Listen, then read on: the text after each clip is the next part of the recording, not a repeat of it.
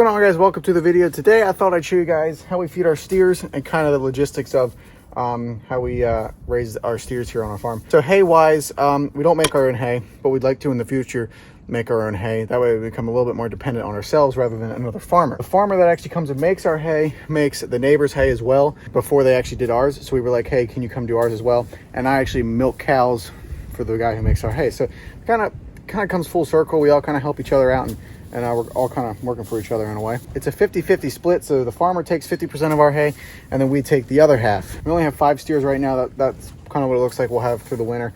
There'll probably be a time, depending on how long the winter goes, we might need to buy 2, 3, 4 more big bales just like this.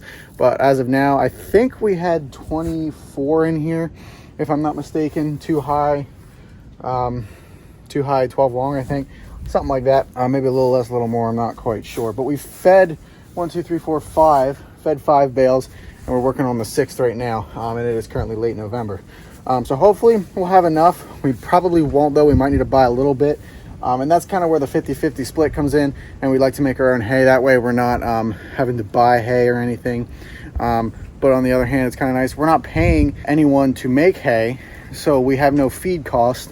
We are fully grass-fed, so we're not paying another feed cost like grain feed or anything, or a processed milled feed. Really, our only cost is buying steers at the sales barn. If we do buy a few, we bought 2 white ones over there, as you can see, so that cost a little bit. A couple of these were actually calves that we raised, but in the future, I think as of now, we're probably just going to buy some at the sales barn, because it's kind of, we did numbers, it's kind of cheaper that way. Plus we don't want to have to deal with the complications of a complicated birth, because we had this that past summer. This steer right here, actually she's not a steer, she's a heifer. She had a calf, and we don't really know what happened to it, but I came out and checked on her, and the calf was dead, and she pinched a nerve in her foot, so we had a big medical bill. I mean, it's not too bad, but we just don't want to have to deal with that too much, because this isn't our full-time gig, and devoting time to being out here and like watching these steers the entire time and having to deal with if we have a complicated birth, something like that, that's just does not fit our operation right. So we'll probably just look into getting steers at a sales barn, buying them 300, 400, 500 pounds, raising them up. Like I said, we have no feed costs. It's working out pretty well. And in the future, we'd like to expand. And like I said, we'd like to buy our own hay equipment so that we could become more dependent. We wouldn't have a feed bill or buying hay or anything, but we'd have operating costs, fixing costs, fix the equipment, but that would replace the vet bill, I guess. So we're not really like most farms. Right now we are a hobby farm. That's all we are. We're a hobby farm. It's just a side hustle right now, but I would love to in the future grow it to where it's definitely paying for itself and more. I'm a beef guy. I love working with beef. I like working with cows as well, but I guess when we raise beef, the same thing as working with cattle. I get the joys of working with cattle, but not the frustration of having to milk them every day. I just come out here, I feed them, we keep an eye on them, they're close to the house. We check them every day, we make sure they're healthy and growing. It works out really well for us. So feeding wise, I'm gonna feed this bale. That's what we're feeding right now. Sorry for the wind, it is really nasty out today. We feed hay here, we just pull slices off, and we throw it through this window right to the head gate over there. Right now I haven't done anything yet, I just came out. So I'm gonna sweep that up and throw them some of that, stack it up high to about there, and they will eat it down. Because that right there, fed them yesterday, and they've eaten it down and pushed it away. So we're gonna throw them slices there, stack it up there, and get them some feed to eat.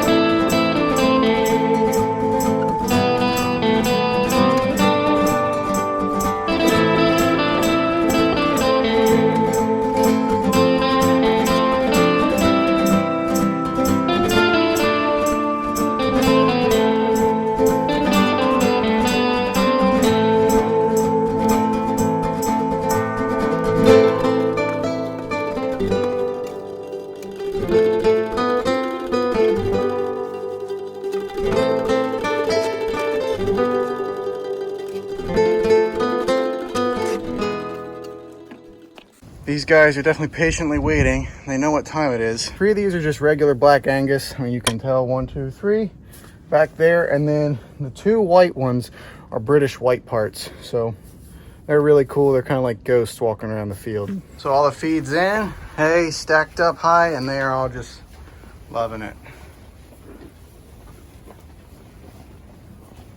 That's how we feed them. We just have the feed set there. We have our loader tractor in the summer. We just put them there. We pick them up from the fields. I help my boss out. Instead of my boss bringing his loader tractor all the way over here to pick up bales, he brings a truck and a trailer, and I'll take our tractor out and we'll pick up bales at a couple spots around here. And then kind of split it a little bit. We actually have some of the neighbor's hay, and he takes most of our alfalfa. It's a new seeding, so it's really nice stuff. And he's got dairy cows and heifers that he wants to feed them some really nice stuff. And I don't blame him.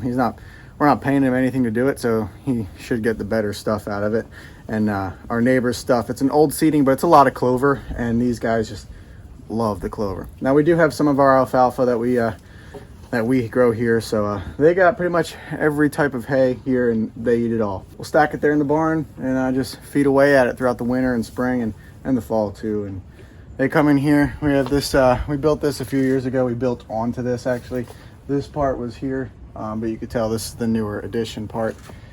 We built a chute here for them. We got a head gate over here for when we do stuff like castrating or like bug spray and stuff, run them through it.